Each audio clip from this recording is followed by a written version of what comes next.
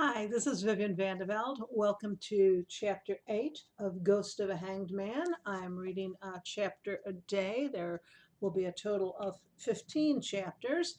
I hope you're all doing well and that you're enjoying the story so far. Chapter 8 is In the Dark of the Night. I woke up in the middle of the night, sweating hard, breathing hard, my heart racing. The instant I woke up, I knew I'd had a real bad dream, but I couldn't remember what it was. On the other hand, I had the strongest feeling that whatever the dream had been about and whatever had awakened me, the one thing I definitely did not want to do was turn my head on the pillow and look out my window.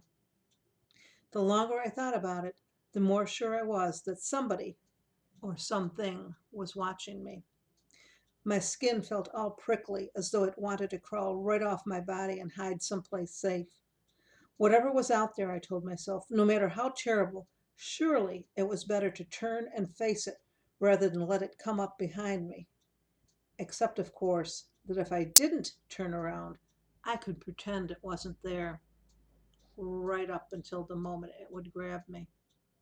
I forced myself to move my head, and even then it took several long seconds before my already opened eyes could see, which had little to do with the dark and much to do with being too scared to see straight. Nothing, just the night sky. Taking a deep breath, I swung my legs over the side of the bed. Still nothing. I walked to the window and knelt on the clothes chest that served as a window seat. Still nothing. How could there be? The bedrooms are on the second story, and on this side of the house there aren't any nearby trees to climb up.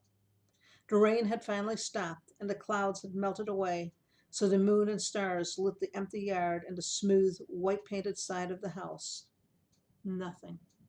There was no such thing as people being able to tell fortunes, despite Xandra's great aunt's lucky guess, and there was no danger to me that Xandra had seen, and there was nothing outside. Then I heard a floorboard creak and footsteps from inside the house, approaching my door. It took all my courage to cross the room. The door was already closed, and I considered pushing my dresser in front to barricade it, but there wasn't enough time. The footsteps were just about even with my room. Take the offensive, I thought, and I flung the door open. Pa, walking by in his long underwear, jumped back with a gasp. Boy, I'm an old man, he said, though he wasn't that old. My heart can't take much more excitement tonight. What? I asked. Annabelle had a bad dream, he explained. She woke me up with a scream, but when I didn't hear a sound from you, I figured you'd slept right through it. Maybe Annabelle's screaming was what woke me up.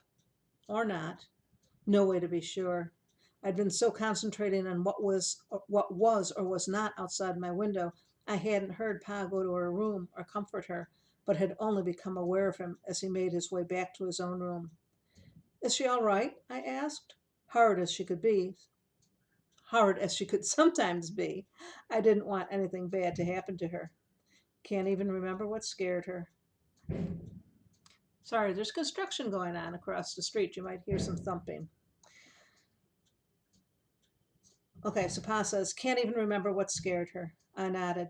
Sorry I startled you, I said. He patted me on the shoulder. Good night, Ben. I closed the door. Fortune tellers, I thought, giving gullible people nightmares. It was plain foolishness.